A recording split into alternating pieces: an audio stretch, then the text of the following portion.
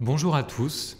Nous sommes ravis d'accueillir Michel Goury, archéologue historien et responsable des fouilles archéologiques sous-marines de l'épave du Grand Saint-Antoine. Voilà, donc nous sommes aujourd'hui Musée d'Histoire de Marseille dans le cadre donc d'une soirée consacrée au Mardi de l'Histoire, soirée consacrée aussi au tricentenaire de la peste. Vous savez que depuis septembre 2020, nous organisons un certain nombre de projections, de conférences, avec un ensemble de partenaires comme les archives départementales des Bouches-du-Rhône, les archives municipales, l'Alcazar et bien d'autres.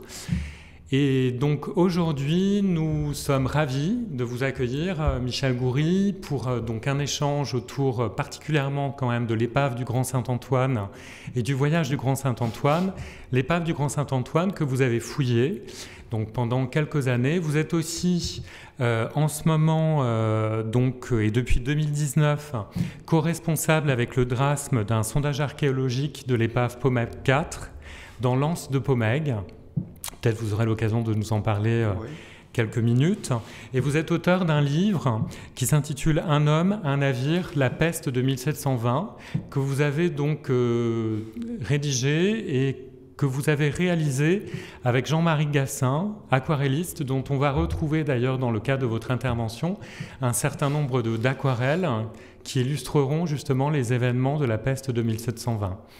Voilà, donc je vais bientôt vous céder la parole, juste pour vous dire que le prochain rendez-vous des Mardis de l'Histoire aura lieu en mars et donc sera proposé par Katharina Bellan, chercheure en études cinématographiques et histoire, et Marilyn Crivello, qui est également chercheur associé au laboratoire Télène à Aix-Marseille Université, historienne, et qui vous proposeront un regard sur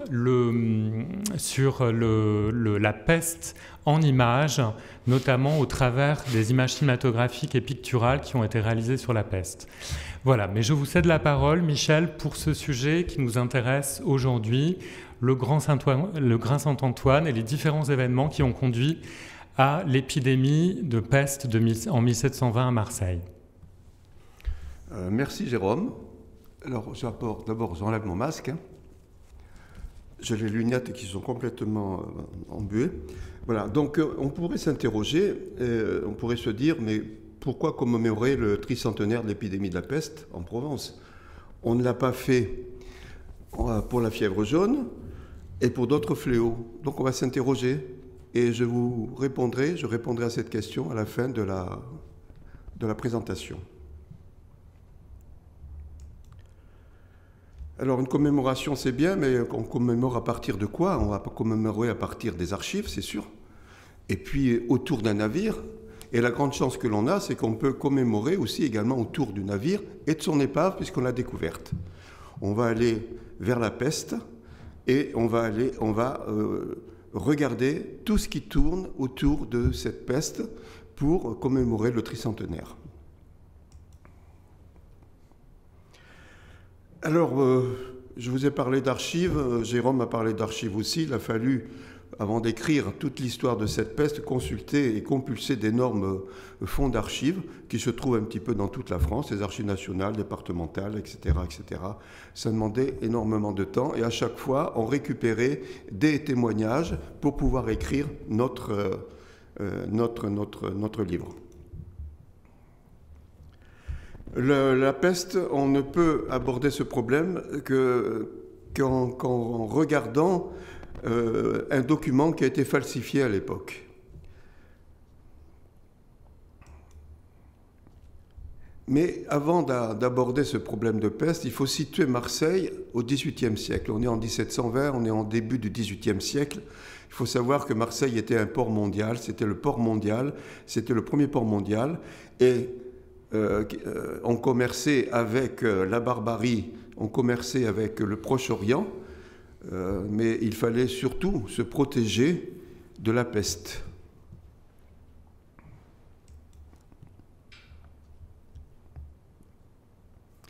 Pour se protéger, Marseille s'est organisée autour ce qu'on appelle un complexe sanitaire. Alors, le complexe sanitaire, c'est tout simple. On commence toujours par l'administration. L'administration, c'est le bureau de la santé, que nous allons voir tout à l'heure. Et une fois qu'on a créé l'administration, il faut qu'il y ait des lieux de quarantaine. Les lieux de quarantaine, on les a, ce sont les îles de Pomègue. Il faut aussi des lieux où l'on va stocker les marchandises pour pouvoir les mettre en quarantaine, donc. Et puis, isoler dans des îles à l'est de Marseille, isoler tous les navires qui posent des soucis.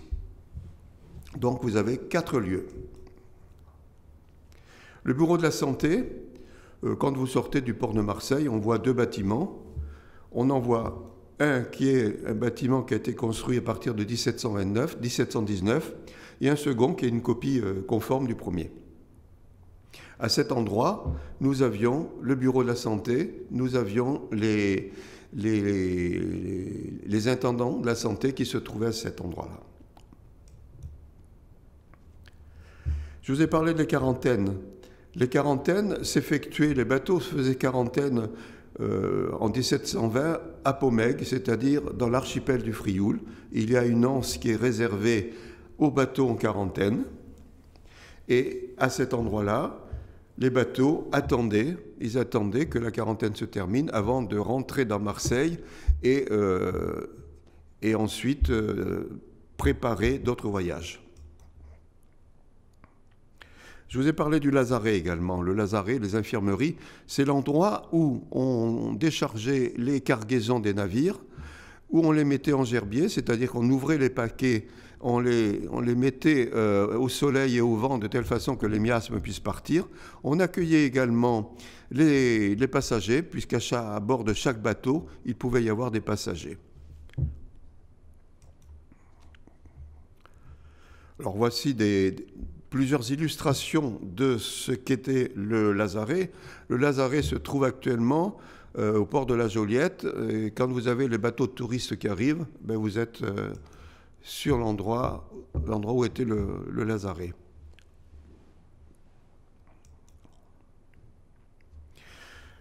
Je vous ai parlé aussi tout à l'heure des bateaux qu'on isolait quand ils étaient soupçonnés d'avoir la peste. On les isolait du côté de l'île de Jard, on en parlera tout à l'heure, puisque le grand Saint-Antoine a terminé sa vie là-bas. Et dans cette île, à côté de cette île, les bateaux qui avaient des patentes brutes, c'est-à-dire des patentes qui spécifiaient qu'il y avait eu des morts à bord ou qui provenaient d'un lieu où il y avait la peste, on isolait ces bateaux. Et on savait par définition qu'à cet endroit-là, toutes les cargaisons étaient perdues.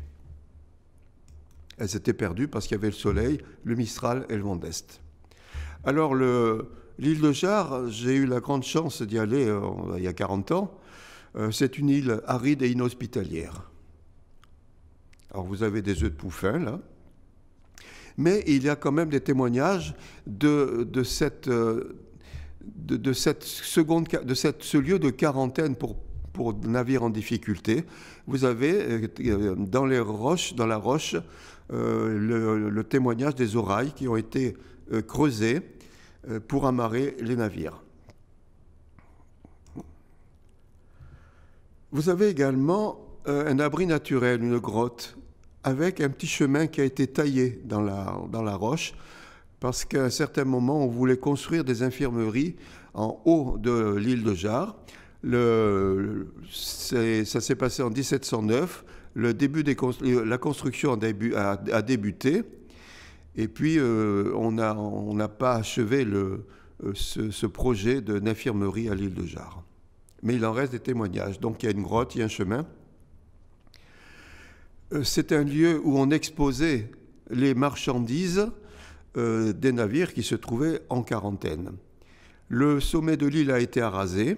On voit bien le chemin d'accès, on voit bien la grotte et on voit bien l'endroit où étaient exposées les marchandises. J'ai eu la chance de retourner à l'île de Jard il y a 2 ans. Vous voyez la grotte et vous voyez qu'il y a une végétation qui a poussé depuis 40 ans et notamment des pieds de tomates. Vous avez des pieds de tomates à votre droite. Alors on va parler du navire, le Grand Saint-Antoine. C'est un navire maudit, c'est sûr, hein, puisqu'il a amené la peste à Marseille. Il est responsable de la mort de 48 000 Marseillais et de la moitié de la population de Toulon. À chaque fois, c'était par moitié, si vous voulez. Hein. Alors ce navire, c'était quoi? C'était une flûte hollandaise. C'était un 3-mâts carré, des voiles carrées. Il faisait 700 quintaux, c'est-à-dire 285 tonnes de marchandises. Il pouvait porter 285 tonnes de marchandises. La longueur était de 35 mètres, la largeur de 7 mètres, le creux de 3,80 mètres. Ceci, on a trouvé ces mensurations, ces mesures dans les archives, mais ça a été corroboré par nos recherches en fouilles.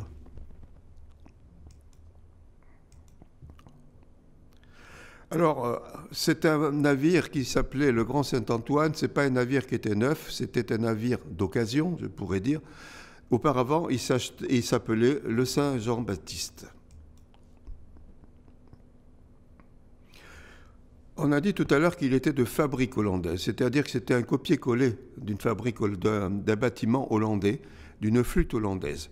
Et vous avez sur cette diapo la présentation de deux bateaux, de deux flûtes. Une flûte guerrière qui est à gauche, c'est pas le Grand Saint-Antoine. En revanche, la gravure ou le dessin, le tableau de droite, symbolise très bien ce qu'était le Grand Saint-Antoine, et notamment avec cet espace, avec cette arrière du bateau, qui en termes de marine s'appelait des fesses de poissonnière.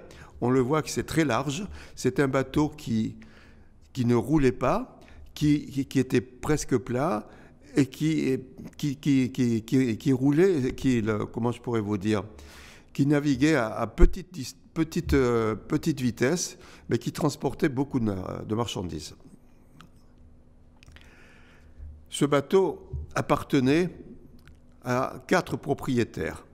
Jean-Baptiste Estel, qui était le premier échelon de Marseille, Jean Chaud, qui était un négociant et qui était le gendre ou le beau-père de Jean-Baptiste Château, le capitaine, Jean-Baptiste Bourguet, qui était un négociant, et Jean-Baptiste Château, le capitaine du vaisseau marchand. Alors Jean-Baptiste Estel, on a la chance d'avoir un portrait que l'on a trouvé dans des archives notariales. Voici Jean-Baptiste Estel, qui a été anobli après la peste. Il était premier échevin en 1720. Mais Jean-Baptiste Estel connaissait très bien Jean-Baptiste Château, puisque la fille Château avait pour parrain Jean-Baptiste Estel. Donc on voit déjà qu'ils se connaissent tous.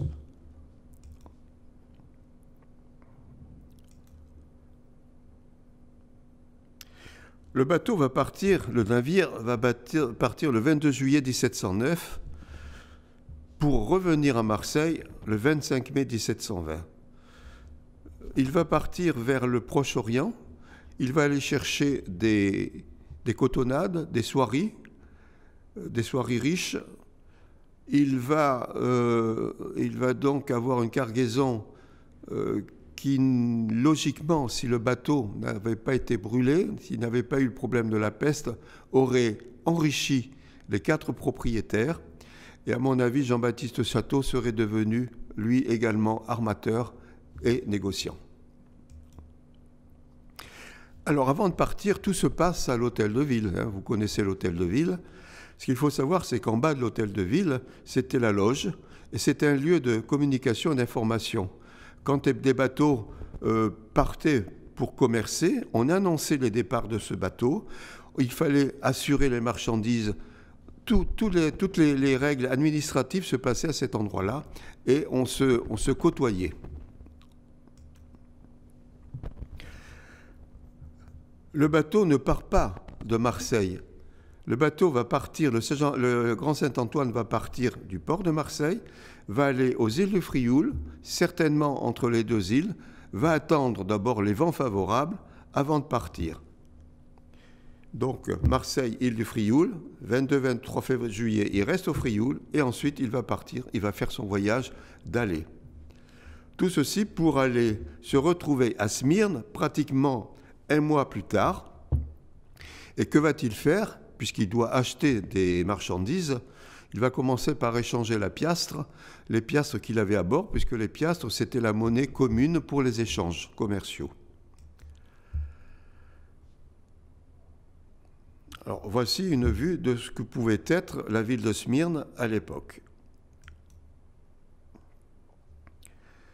Mais on profite de tout, on va pour commercer, mais on va également essayer de rentabiliser ce voyage. Et pour rentabiliser, que va-t-on faire? On va acheter du blé que l'on va aller transporter à Chypre, on va le revendre à Chypre, et de Chypre, on va aller sur la façade du Proche-Orient, de Tripoli et de Saïd, pour, à ce moment-là, préparer son voyage de retour.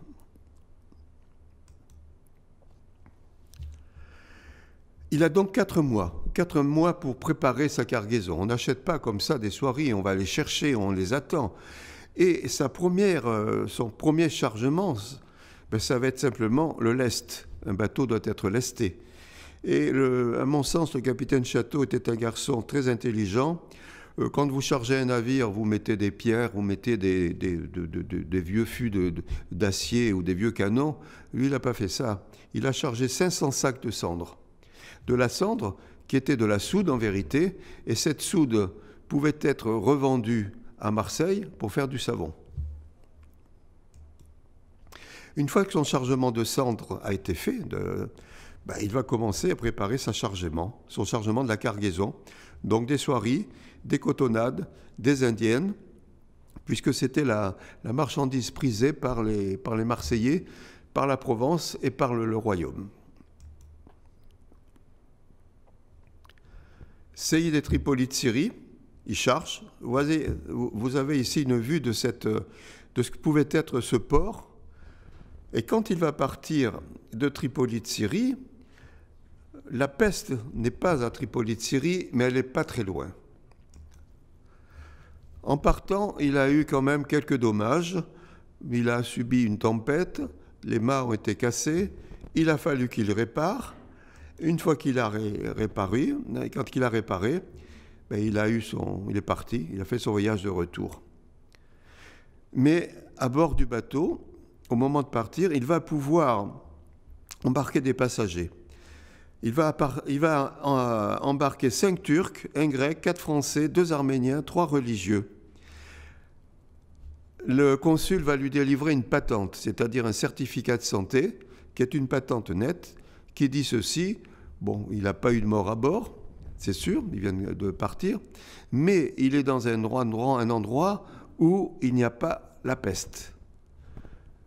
Pour l'immédiat, au mois de mars 1720, quelques jours après, la peste sera à Tripoli de Syrie. Et il part. Il part de Tripoli pour aller à Chypre pour déposer les 5 Turcs, les 5 passagers turcs. Malheureusement, 2 jours après, il y a un passager turc qui décède. Et c'est vraiment, quand on lit les témoignages, on sent qu'il y a la peur à bord. On se doute de quelque chose, puisque le Turc va être jeté par-dessus bord, mais non pas par les membres de l'équipage, mais par les compagnons du Turc. C'est un premier mort. Et au fil du voyage, on va avoir une série de morts. Le 5 avril 1720, il y a donc le décès du passager turc. Le 27 avril 1720, il y a 2 matelots qui meurent. Le 2 mai 1720, 2 autres matelots et le chirurgien. Le 17 mai 1720, il y a 2 matelots et un passager qui meurent à Livourne. Et le 26 mai, c'est-à-dire un jour après l'arrivée du bateau à Marseille, au Frioul, le décès d'un matelot. Donc nous avons, pendant le voyage, 7 membres de l'équipage qui décèdent. Il y a de quoi s'inquiéter. Alors, il y a quelque chose à raconter, puisqu'on va savoir, on sait qu'ils sont morts de la peste, mais la peste, c'est quoi? D'abord, c'est un bacille. Ce bacille se trouve dans la puce. La puce se trouve sur le rat. Donc, vous avez le système de progression. Lorsque la puce est contaminée, elle va contaminer le rat va mourir, et la puce, que va-t-elle faire? Elle va passer vers un autre hôte, puisqu'il lui faut un hôte qui a une température d'à peu près 20 degrés. Ceci va se passer dans la cale du bateau, donc les rats vont mourir les uns après les autres, jusqu'au moment où il n'y a plus de rats. et que les puces se trouvent affamées, elles se trouvent donc dans les soieries. À ce moment-là, on va ouvrir les cales du bateau, des matelots vont descendre, et les puces vont pouvoir se nourrir de nouveau et vont piquer les mollets des matelots. Il y a deux formes de décès, de mort. Il y a la mort violente, rapide, et la mort lente. Et elle se symbolise par deux choses particulières. La mort lente, c'est tout simple. La personne est piquée par beaucoup de puces, à peu près 200 ou 300. Ça devient une septicémie et le matelot va mourir au bout de 48 heures. La personne va mourir au bout de 48 heures sans qu'il y ait apparemment des symptômes ou apparition de bubons. C'est la peste fulgurante. En revanche, quand il n'y a que quelques puces qui piquent le personnage, à ce moment-là, la septicémie a lieu. Il y a apparition des bubons, il y a la température, il y a les vomissements, il y a la diarrhée, et la personne piquée va donc décéder au bout de 8 jours. Donc en fonction de ces deux informations, on peut savoir si il y a eu une contamination rapide ou bien une contamination lente. Alors on va rentrer maintenant dans le voyage. Le voyage, vous savez que on a accusé les propriétaires du bateau d'avoir favorisé le sauvetage de la cargaison du navire.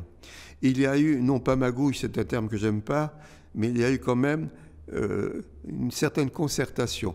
Le capitaine savait qu'à bord, il avait la peste. En rentrant sur Marseille, il s'est dit, si je rentre, les intendants de santé vont me dire, écoute, tu as la peste à bord, tu ne peux pas faire ta quarantaine normale, tu vas la faire à l'île de Jard. S'il fait sa quarantaine à l'île de Jard, la cargaison est perdue. Donc il fallait qu'il trouve une raison.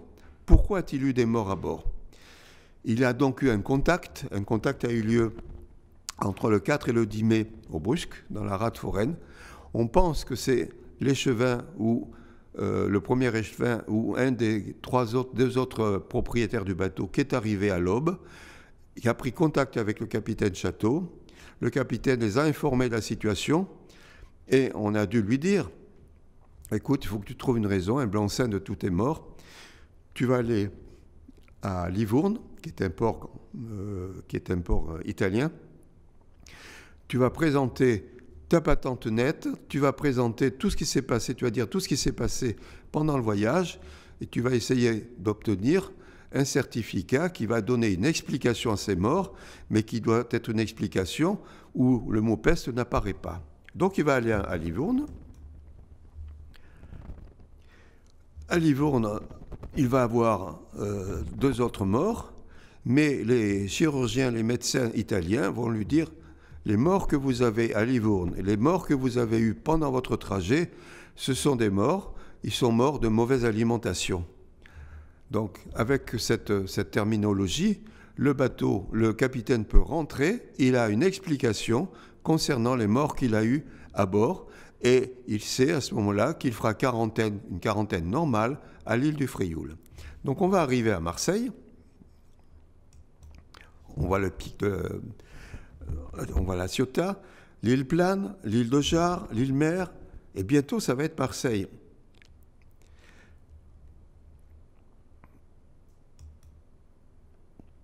Alors voici une vue aérienne du port de quarantaine.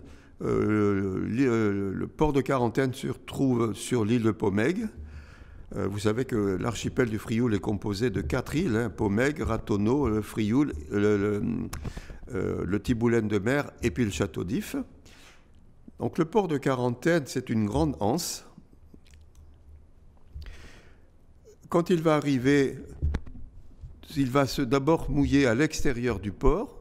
Il va prendre contact avec le capitaine de l'île et immédiatement, il va partir en canotte à l'administration. Il va aller au port, il va aller à l'intendance de santé pour connaître le nombre de jours de quarantaine du bateau, de l'équipage, le nombre de jours de quarantaine des marchandises et le nombre de jours de quarantaine des passagers. Donc il part, dès qu'il est arrivé, il va se rendre à Marseille. Il va remettre sa patente nette aux intendants. L'intendance, le bureau de la santé se trouvait au pied du fort Saint-Jean. Au pied du fort Saint-Jean, dans les écrits, on vous dit, voilà, il y a le bureau de la santé se trouve au pied du fort Saint-Jean, construit sur pilotis. Tout à l'heure, je vous ai montré un bâtiment dont on a commencé la construction en 1719, mais le bureau de la santé se trouvait sur pilotis au fort Saint-Jean. Et quand vous agrandissez cette gravure, on le voit très bien. On voit très bien le bureau de la santé au pied du fort Saint-Jean. Je vous ai parlé de patente. Vous avez ici un exemple de ce que pouvait être la patente du capitaine Château, sauf que l'assiette, certainement, elle était manuscrite. Elle n'était pas avec les ex-libris qui sont ici. Il présente donc sa patente au bureau de la santé. On prend des règles comment je pourrais vous dire, les patentes, on va les perforer, on va les fumiger ou on les trempe dans du vinaigre. Il faut se protéger des miasmes. Donc le bureau de la santé, l'intendant va prendre la patente du capitaine Château, va lire donc dans cette patente tous les endroits où il est passé, et il va voir que c'est une patente nette, qu'il a eu des morts, mauvaise alimentation. Il va à ce moment-là décider de donner il va donner les règles de quarantaine à ce navire, donc 30 jours pour le bateau et l'équipage, 30 jours pour la cargaison et 10 jours pour les passagers. Il va rédiger cette déposition, le bureau de la santé va rédiger cette déposition, et cette déposition, tout à l'heure, je vous ai dit qu'elle allait poser souci, parce que sur les 187 registres des archives, il n'y a que 2 dépositions qui ont été modifiées, celle du capitaine Château et une autre. Cette déposition a été falsifiée après coup. Alors, qu'est-ce qu'il y a eu comme falsification ? Il y a eu, ce que je dirais, une distraction du commis, il y a eu un oubli, il y a eu une surcharge et une rature. Tout ceci s'est fait après. Pourquoi cela s'est fait après ? Tout simplement parce qu'on a essayé de préserver cette cargaison au fur et à mesure où les événements, où les morts arrivaient dans ce bateau et dans Marseille. Alors, l'oubli du commis, c'est tout simple. Il a oublié qu'il fallait mettre un garde, parce que quand les bateaux arrivaient en quarantaine, on mettait des gardes à bord des navires pour faire la surveillance. Il fallait qu'il n'y ait pas de contact d'un bateau à l'autre, et il fallait surtout qu'il n'y ait pas de contact avec d'autres bâtiments tels que les pêcheurs, et pour pouvoir récupérer les premières marchandises. Donc éviter les contacts, et il y avait un garde à bord. La distraction du commis. Quand on regarde la déposition du capitaine précédent, on lit ceci.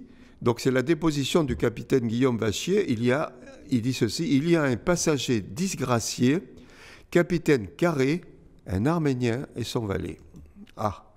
Quand on regarde la déposition du capitaine Château, on lit, il y a 8 passagers, le capitaine Carré, disgracié, un Arménien et son valet et autres.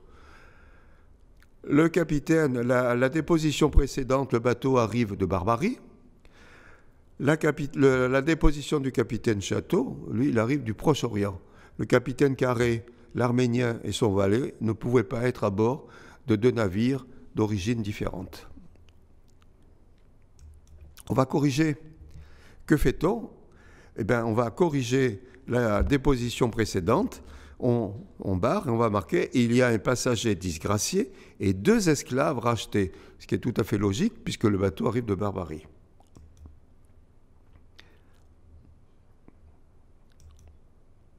La surcharge.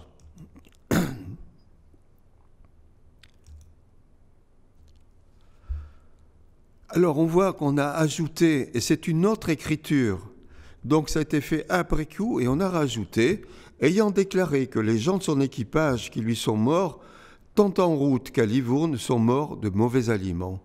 On a utilisé le rapport du chirurgien et du médecin livournais pour donner une explication à tous ces morts. Mais ça a été écrit.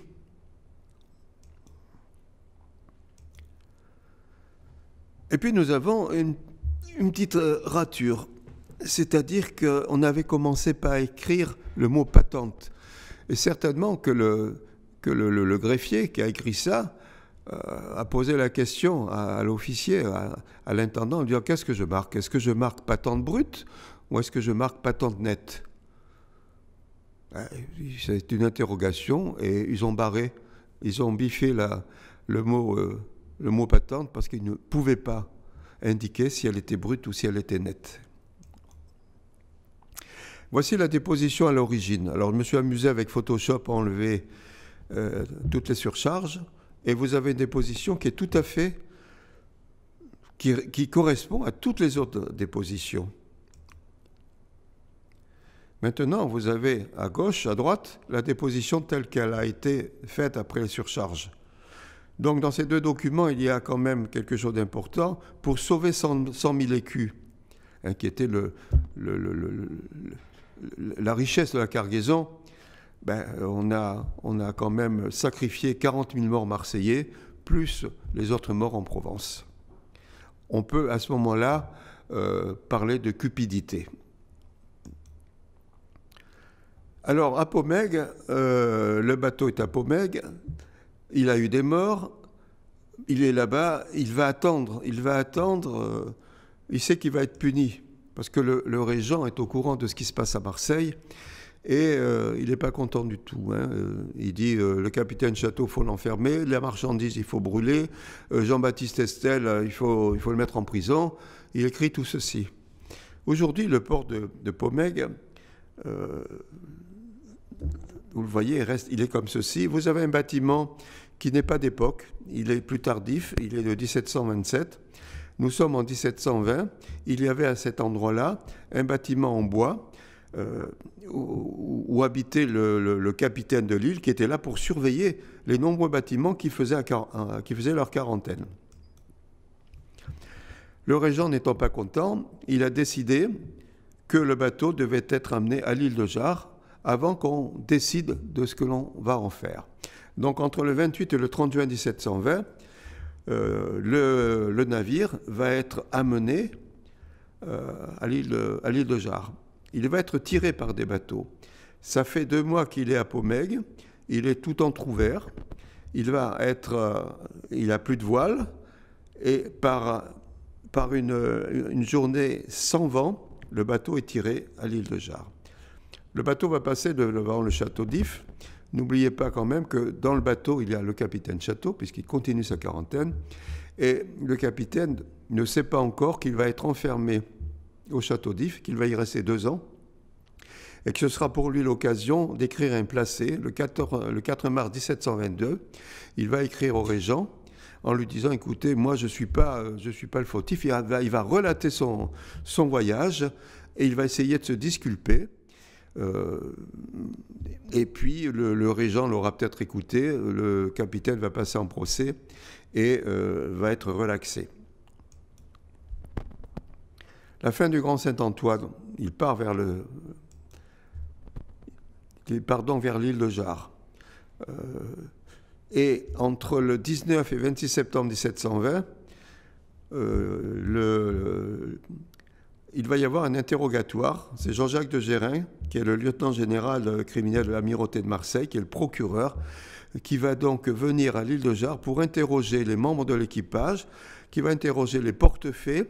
Les portefaix ont été là pour prendre les cargaisons du bateau, les mettre sur l'île de Jard.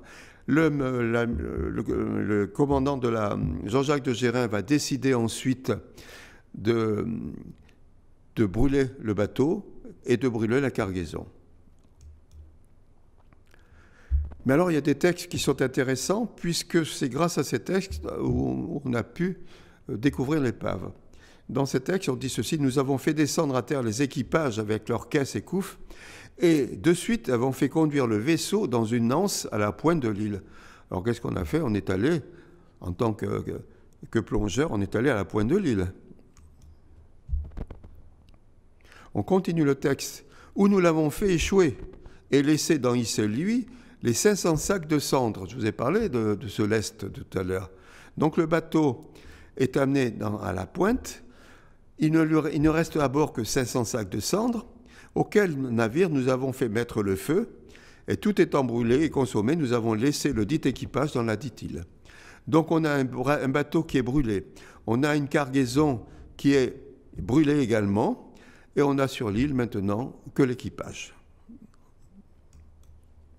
Voici une photo récente de l'endroit où a été brûlé le Grand Saint-Antoine. On voit un petit îlot. Le bateau a été drossé contre ce petit îlot.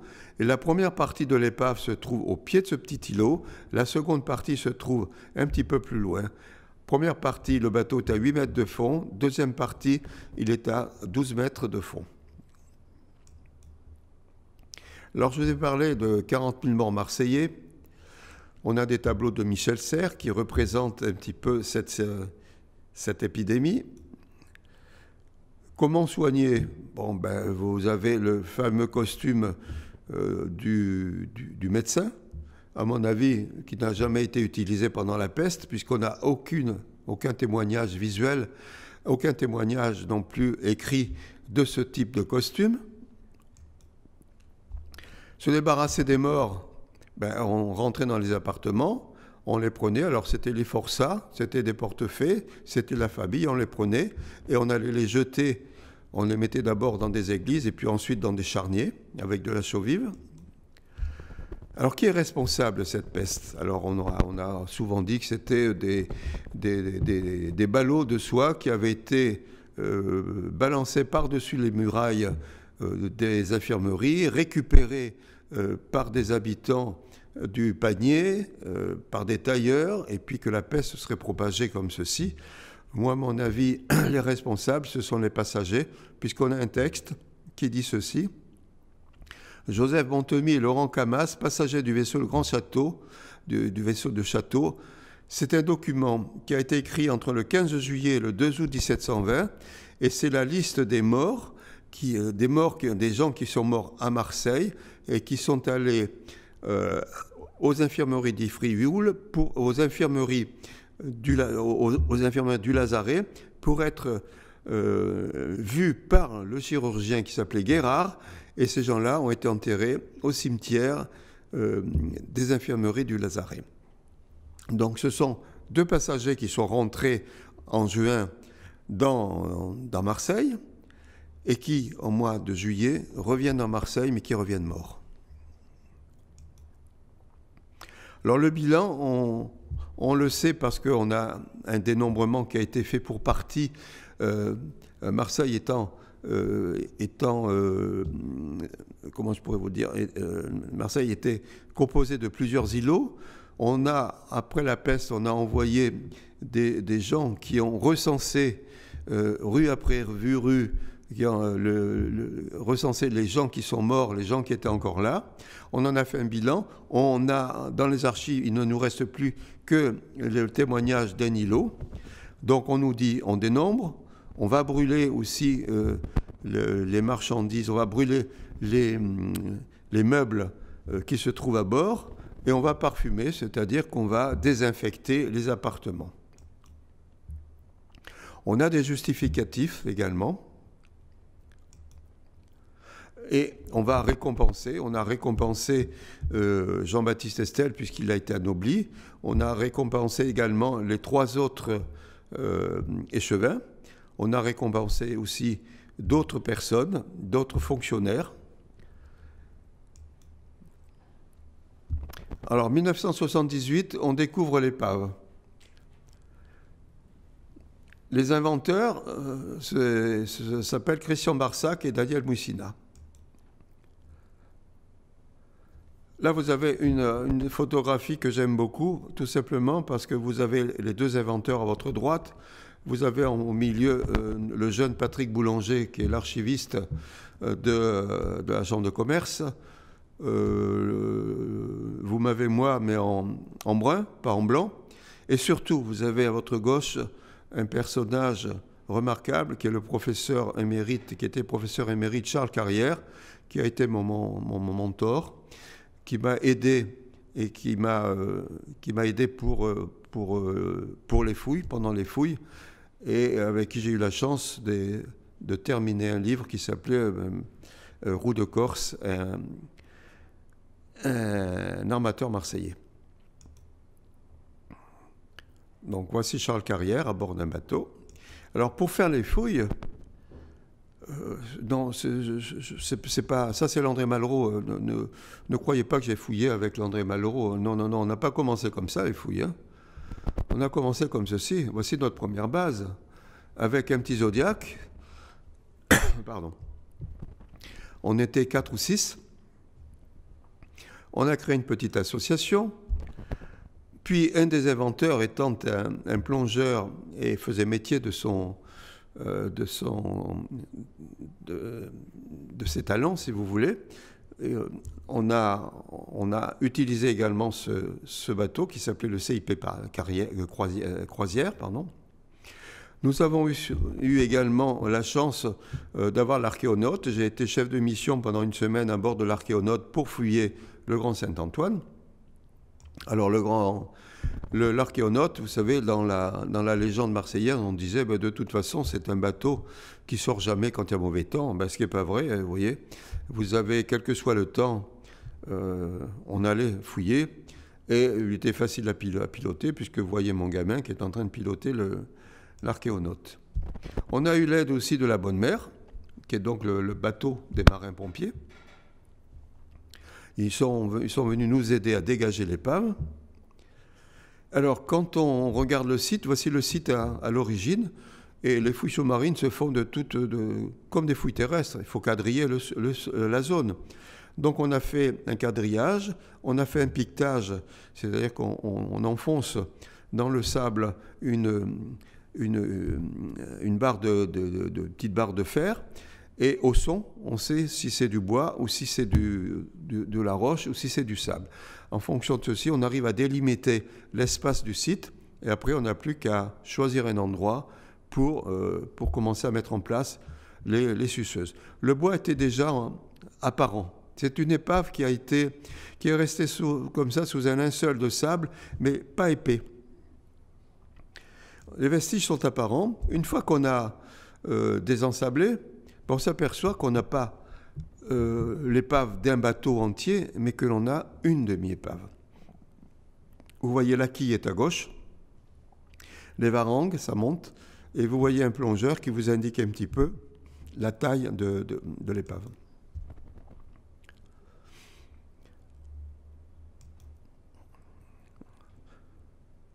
Alors, on fait des études. Hein. Là, vous voyez le plancher de cale, vous avez les membrures, vous avez la quille. Voici la quille.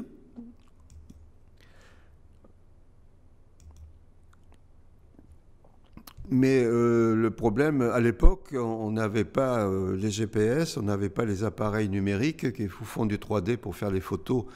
Il fallait faire les mesures pièce de bois après pièce de bois. Ces photos ont été faites en novembre 1982 et on était 2 pour les faire, d'abord parce que l'eau est froide et parce qu'il n'y avait plus de volontaires pour aller plonger. Alors l'enture de quille est intéressante parce que l'enture de quille, c'est le rapport, c'est le rapprochement entre deux blocs de bois, hein, puisque la quille est très longue, 2 morceaux de bois, et on va les sceller. On va les sceller avec des gournables, et on appelle cet endroit de rapprochement un trait de Jupiter. Alors, je vous ai dit qu'avec la moitié du bateau. Alors l'explication elle est simple, le bateau il a été brûlé sur le petit récif, il s'est enfoncé, il s'est arrêté à 8 mètres de fond, il s'est cassé le long de la quille, et la deuxième partie a continué à descendre, et on retrouve la deuxième partie de l'épave par 12 mètres de fond. Alors on a trouvé l'épave, et puis on s'est dit, bon, l'épave étant là, il a fallu, puisqu'elle est restée longtemps, l'île de Jard, il a fallu qu'elle soit sur les ancres, sur ces ancres. Peut-être qu'on va trouver les ancres. Eh bien, on a trouvé les ancres, effectivement. On a recherché les ancres, et en 1782, voilà comment se présentait le fond, par 20 mètres de fond. On a trouvé donc une partie de cette ancre. Alors, on a désensablé, on l'a désensemblé, on a posé une élingue, parce que notre objectif, c'était de sortir l'ancre, de l'amener au port de la Pointe-Rouge, dans le petit port de la Citravim, qui est devenu l'INPP, de sortir l'ancre, de mesurer l'ancre, et comme on ne savait plus quoi en faire, qu'on ne savait pas la traiter surtout, de la remettre dans son milieu naturel, qui était la mer. Donc là, on a des parachutes, qu'on appelle des parachutes, des ballons, on gonfle, le ballon, l'ancre arrive à la surface. On va tirer l'ancre jusqu'au port, je dirais, de l'INPP. Ici, on a sorti l'ancre, ça a fait la dernière de la Provence de l'époque. On a pris des mesures, on l'a remise dans le port de l'INPP, et pendant 20 ans, pendant 30 ans, l'INPP a surveillé cette ancre. En 2012, après avoir trouvé un financement, après avoir eu l'autorisation d'une rase, après avoir réussi à convaincre la municipalité que c'était quand même une pièce majeure de l'histoire de Marseille, on a sorti l'ancre. Et on a sorti tout simplement parce qu'on a pu la traiter et on avait des moyens techniques pour le faire. C'est la société Acoros qui l'a traitée. Donc on traite et on conserve. La première chose qu'on fait, on dégangue, on enlève tout ce qui est calcaire autour de l'encre, et on va la mettre sous électrolyse, et on l'a mis sous électrolyse pendant 1 an. C'est-à-dire qu'on va enlever du matériel ferreux, de l'objet ferreux, tous les ions salins. Une fois que le pH sera neutre, à ce moment-là, on va pouvoir la conserver, la peindre, et la remettre ensuite au musée d'histoire. Alors vous allez me dire, l'épreuve, vous me dites que c'est le Grand Saint-Antoine, mais est-ce que c'est vraiment le Grand Saint-Antoine? On ne peut pas l'affirmer. Mais on a quand même des preuves, on a des éléments qui sont le lestage du bateau. On vous a dit qu'il y avait des sacs de cendres, on n'en a pas trouvé 500, on en a trouvé 2. On les a donnés analyser. Vous voyez que vous avez la toile de jute encore dessus. Et c'est de la soude. Nous avons aussi du bois brûlé. On a trouvé, le bateau a été brûlé, il ne faut pas l'oublier. On a trouvé des boulets ramés. Le bateau était ramé. Le bateau avait des boulets ramés. Il était armé, comme tous les bateaux commerçants de l'époque. On a trouvé des accasillages, des pipes en terre qui sont du début du siècle, des objets. Alors vous avez une petite tasse qui correspond exactement à la première partie du XVIIIe siècle. Vous avez le haut d'un bénitier avec IHS, vous avez le haut d'un encrier, vous avez une cuillère métallique. On a trouvé peu d'objets. On a trouvé des étoupes, le cerclage du mât, on a trouvé des morceaux de cordage, des concrétions et l'équipage du navire. Alors l'équipage du navire, on sait maintenant qu'il était composé de 39 marins. Alors je vous ai parlé de Jean-Baptiste Château, on a passé un certain nombre de temps à trouver, à savoir ce qu'il était devenu. Une fois qu'il a été condamné, qu'il est resté enfermé pendant 2 ans, 3 ans au château d'If, il a été relaxé, il est rentré dans Marseille. On ne l'a plus revu commandant ou capitaine d'un navire. Tout ce que l'on sait, c'est qu'il s'est défendu pendant des années. En 1728, il est monté à Paris pour aller rencontrer ou le ministre de la Marine ou le roi pour se disculper. Et au retour, il s'était arrêté dans une petite auberge à Val-de-Suzon, à côté de Dijon. Et là, il est mort dans cette auberge. Il a été enterré dans le cimetière de Val-de-Suzon. Mais l'histoire de la peste et du Grand Saint-Antoine ne se termine pas là. Vous avez eu l'occasion de voir des conférences sur les charniers. Moi, j'ai vu un petit peu le charnier de l'Observance avec Michel Signoli. On a déversé des cadavres, puisque le charnier de l'Observance, on a creusé en 1722. On croyait qu'il y avait de nouveau la peste. On a fait un trou en vitesse. Et puis on a déversé les cadavres, et Michel me disait, voilà, là vous avez par exemple, à gauche, on peut avoir toute une famille qui a été déversée. On voit que ces gens-là sont morts il n'y a pas très longtemps, puisque les bras sont par-dessus le corps, ils ne sont pas encore figés. Mais l'intérêt, et ceci on a dû vous le dire, c'est qu'on a eu la preuve de la vérification de la mort, puisque sous un pied, on a retrouvé une épingle, la vérification de la mort, c'est-à-dire le croque-mort de l'époque. On a trouvé aussi l'autopsie d'un gamin de 16 ans. On a fait une autopsie crânienne. Deuxième charnier fouillé, celui de la Major. Maintenant, on a une salle de béton dessus. Alors la peste, pour résumer la peste, l'agent responsable, c'est le cocobacille, le Yersinia pestis. Le réservoir, ce sont les rongeurs, les rats, les mulots. L'agent vecteur, c'est la puce. Et on a quand même découvert cette peste. C'est Yersinia parvacin qui a découvert l'agent responsable. Ensuite, on a découvert le rôle du rat. On a découvert le rôle de la puce. Vous voyez que ça demandait 4 années de recherche pour aboutir à une sorte de médicament, pour connaître ce qu'est la peste. C'est l'Institut Pasteur. Ils appartiennent à l'Institut Pasteur. Voici donc Yersin avec sa tombe qui se trouve donc au Vietnam.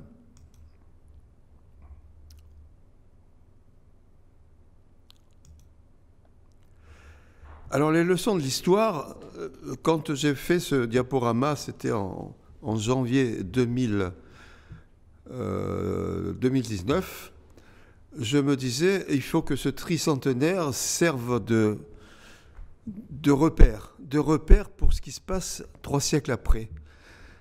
Mais en janvier 2019, les leçons de l'histoire, c'était les incendies. Vous voyez en bas, c'est ma colline qui est en train de brûler. Hein. Moi, ma maison a failli brûler en juillet, le 12 juillet 2019. C'est la pollution. Vous voyez la pollution sur les plages des îles des Antilles, de certaines îles des Antilles. Et puis, il y a encore quand même quelque chose qui est marquant. Alors, je vais vous laisser voir et écouter ce petit film qui dure 30 secondes.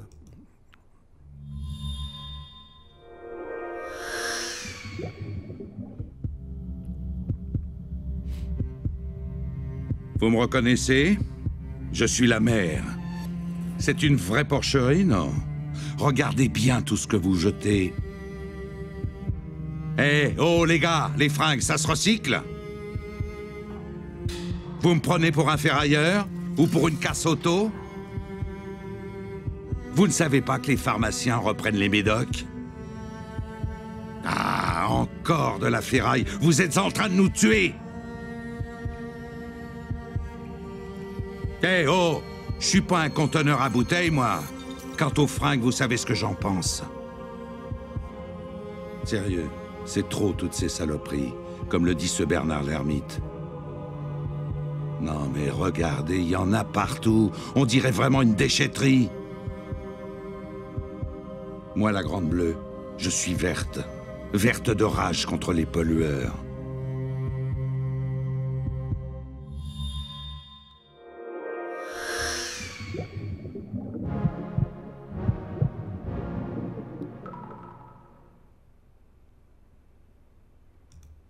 Alors, savez-vous où se situent ces prises de vue?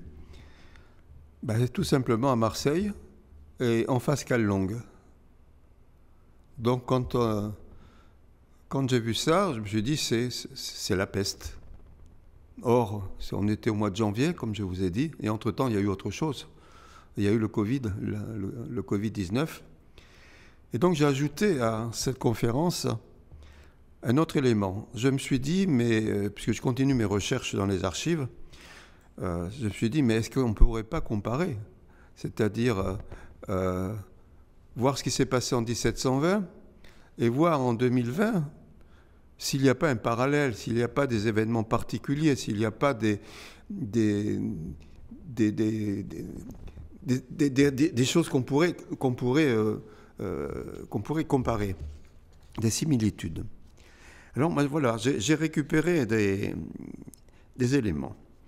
Alors aujourd'hui, pouvons-nous nous interroger les années 1720? Est-ce que l'on peut interroger les années 1720 et découvrir des similitudes dans la gestion de la crise sanitaire? Alors on va ouvrir des archives pour cela. En 1720, pour la contamination, que disait-on? On disait ceci, certains s'inquiètent. Alors le 28 juillet 1720, Jean-Pierre Igor, qui était le subdélégué de la Provence, faisait part de ses observations à son intendant. Des observations qui étaient d'une grande évidence. Il disait ceci, lorsque l'on se rend au chevet d'un malade, il faut empêcher qu'il ne montât dans la chambre du malade que le prêtre et le marguillier de service. Peut-être serait-il bon que tout le reste demeurât à la rue. Le souffle d'une cohue de monde peut causer beaucoup de mal. On interdit également. Que sous prétexte de vœux et fêtes de village, danses et festins, baptêmes, mariages et enterrements cesseront, sauf si on ne dépasse pas le nombre de présents fixés réglés lors des noces et funérailles, sans aucun baise-main, et pour les baptêmes, il n'y aura que le père, le parrain et la marraine. Quand on se replonge en 2020, on a des interdictions de rassemblement. Ça existait déjà en 1720. Les réunions familiales réduites à 6 membres. Mais ça existait déjà en 1720. La fermeture des magasins, les cérémonies funéraires qui sont limitées à 30 personnes, les lieux cultuels qui sont fermés d'abord, et puis un nombre de fidèles qui est fixé par des gestes barrières. On voit déjà qu'en 1720, on disait des choses, mais qu'en 2020, on a presque utilisé ce qui se faisait déjà en 1720. Alors pour les précautions, c'est pareil. On a un moment, et un médecin va aller à Vitrolles pour regarder ce qui se passe, puisque la peste est à Vitrolles. Il a donc en face de lui des consuls, il a un médecin. Mais avant de les rencontrer, il dit ceci, il dit stop, il est fait arrêter loin de nous, à environ 25 pas. Ça correspond à des gestes de barrière.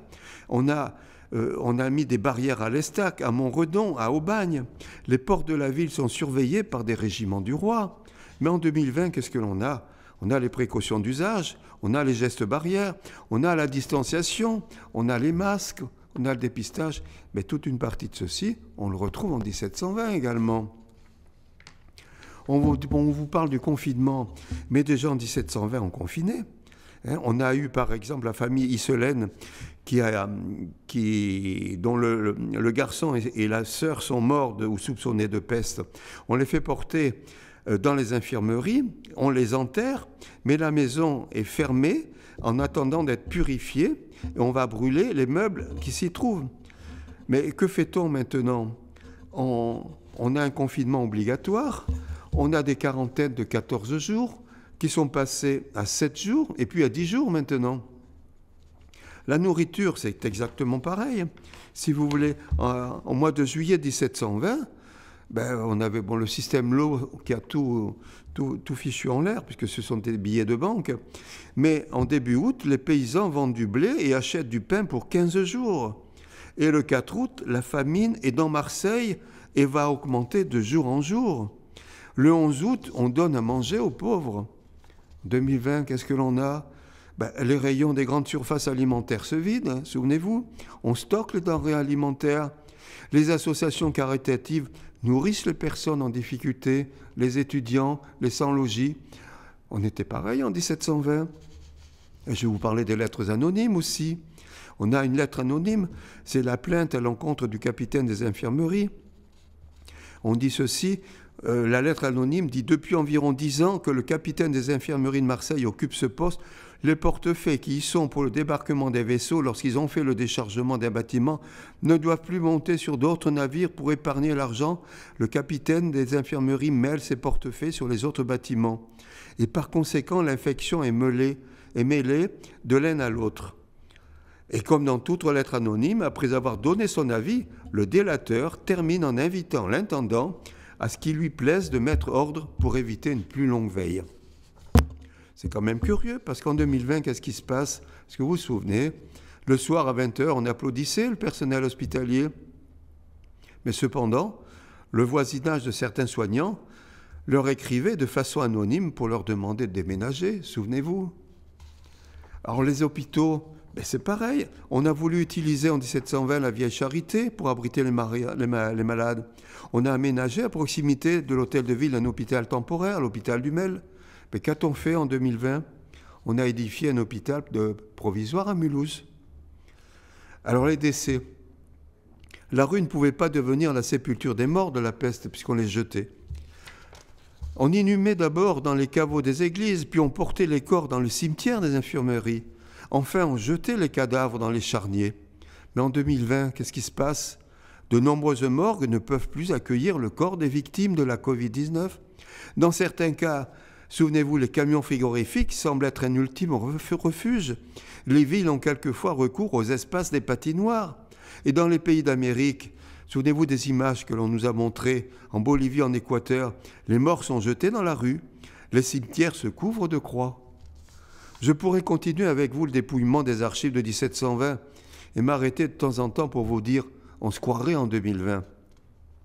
Les leçons de l'histoire ont été ainsi écrites. Je retiendrai cependant 2 formules. En 1720, nombreuses sont les lettres se terminant par ce raccourci « Le bon Dieu ait pitié de nous ». En ces années 2020, lorsque nous tapons un courriel, la formule de politesse ou de salutation devient « Prenez soin de vous ».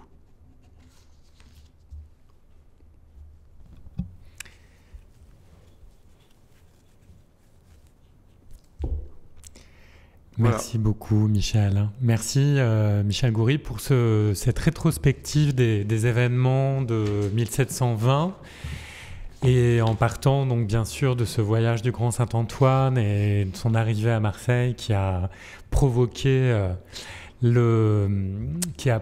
en fait la mort d'un certain nombre de personnes, la moitié de la population marseillaise. Un grand merci. Et voilà, j'ai annoncé tout à l'heure la conférence pour le mois de mars prochain. Donc nous sommes ravis de vous accueillir encore et toujours donc, sur notre chaîne YouTube. Voilà, je vous souhaite une bonne soirée. Je vous dis donc à une prochaine fois, notamment pour un nouveau rendez-vous autour du tricentenaire de la peste. À bientôt.